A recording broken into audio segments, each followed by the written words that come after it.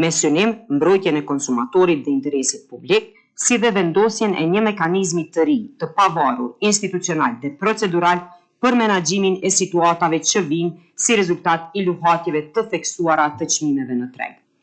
Gjatë hartimit të këtij projekt ligji, pasi që ky është për herë të dytë duke ju prezantuar qeverisë dhe kuvendit, janë marrë në konsiderat rekomandimet nga gjykimi i gjykatës kushtetuese në lidhje me ligjin paraprak, i cili ishte konsideruar në papajtueshmëri me kushtetutën, konkretisht me nenet 7, 10 dhe 119 të kushtetutës.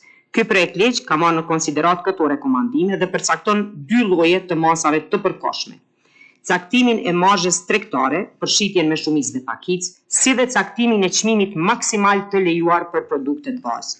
Kjo për faktin se një numër i masave tjera të ligjit paraprak janë masa që bien drejt për drejt në kompetencën e mintit përmes ligjeve tashmë në fuqi. Ndërsa sa i përket vendimarrjes, për këto masa parashikohet themelimi i një bordi të pavarur për masat e përkohshme për rregullimin e çmimeve, i cili do të emërohet nga Kuvendi i Republikës dhe do t'i raportojë atij. Pas mbi 10 viteve përpjekje, ky projekt ligj përfaqëson një hap të rëndësishëm drejt krijimit të një sistemi të qëndrueshëm dhe gjithëpërfshirës të sigurimeve shëndetësore. Me këtë ligj themelohet Fondi i Sigurimit të Detyrueshëm Shëndetësor i Republikës Kosovës, funksionimi dhe financimi i këtij fondi.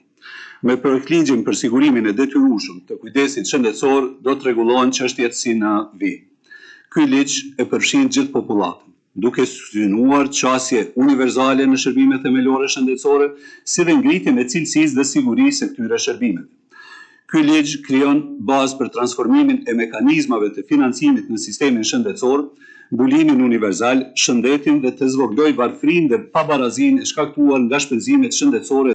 Gjithashtu, përmes këtij projekt ligji, realizojmë premtimin e qeverisë për lehtësimin maksimal të procesit të rikthimit të shtetësisë së Republikës së Kosovës për diasporën tonë, që për shkak të kufizimeve në shtetet e tyre ju është dashur të heqin dorë nga shtetësia e Republikës së Kosovës.